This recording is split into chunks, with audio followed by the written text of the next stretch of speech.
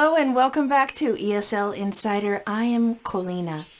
In this two-part series, we're going to share what I do to get ready for my online lessons. There are a lot of videos and articles dedicated to online teaching, letting people know what props to use. When you first become a teacher, you may be overwhelmed trying to set up your classroom. Every teacher will have different types of props they use most frequently. But here are the ones that I like to use the most often.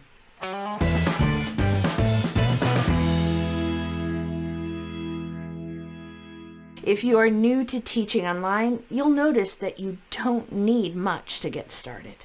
So this is my usual set get you started props list. Let's start with the usual few.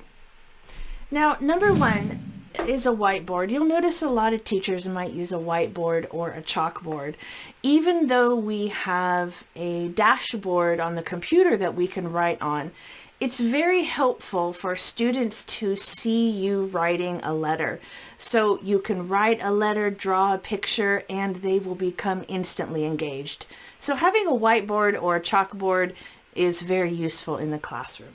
It sounds really silly, and I held off on getting a puppet or a stuffed animal for a long time when I was teaching. But with the young students, they really like to see the toys. So having a puppet that can have the mouth move has been very, very helpful for me. If you don't have a puppet, you can make yourself a sock puppet or even get a stuffed animal. That works as well.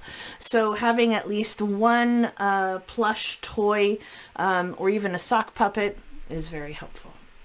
This has been very, very valuable for me, even for adults or older children, because they see this microphone, and if they don't understand, they know that they have to say something.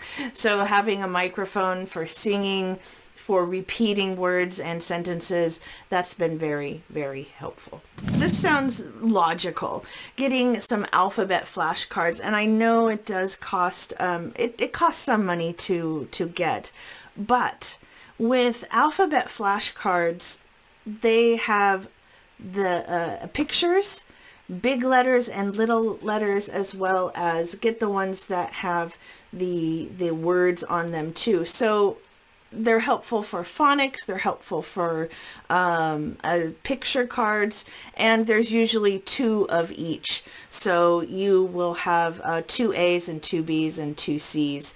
So having alphabet flashcards works double, triple duty because you also have the pictures as well. And finally, number 5, Realia. What this means is using real stuff around your house. So instead of using a picture of a book, you use a real book. Instead of a picture of a hat, you have a real hat. So look around your house and see what you have to use. When teaching adults, it's a little bit different. Your props should be relevant to the topic and support your delivery of the lesson content in a professional manner. You probably want to use fewer realia than when teaching children. However, a good prop will save your students time and understanding, and it'll add a clean visual aid to your lesson. So don't refrain from using props with adults if you have an adult student, but make sure they're well placed. Now, I know you do want your lessons to be engaging and interesting, and these basic things will help give your students an extra visual element. If you are traveling, you can up your game with different kinds of electronic props, but we won't talk about that right now. That'll be for another time. So when I get ready for a class, I have my teaching material, my props, and myself ready.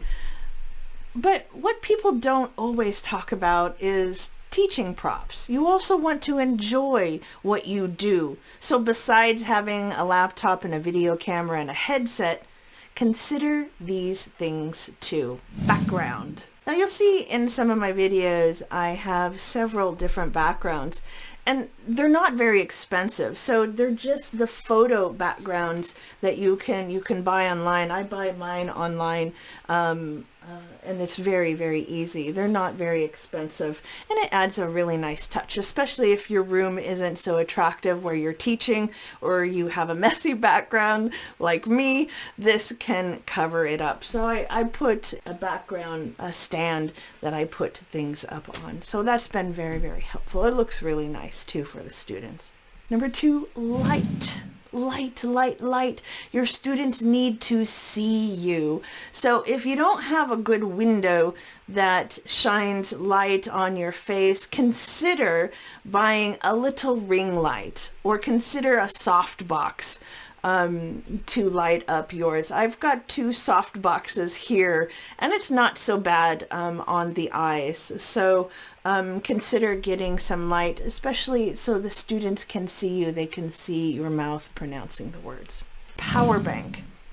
Now this can be a little bit expensive, but it has saved me a lot. A power bank is just a box like this. So if I happen to lose power, or if you're in an area that loses power a lot, or even if you're teaching and the washing machine and the Hoover is on and the fan, then you could have a power surge and your lights go out with all the electricity. So this has been very helpful. This can be charged.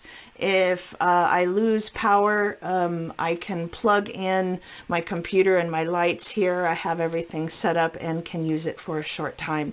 So this is one of the things, if you want to invest in something like this, look into what is the best one for you. Another one is a backup internet option. So I have internet at home, but if there is a problem and my internet goes out for whatever reason, I can use my phone hotspot. I can connect with my phone hotspot for a short time if I need to.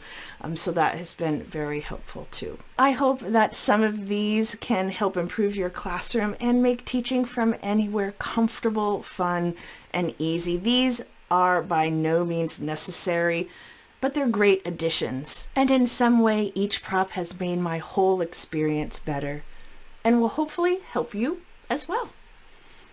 Enjoy your time working from home, or if you're a digital nomad, then best of luck to you wherever you are around this beautiful world. I'll see you for our next part of ESL Insider. Have a wonderful day. Bye.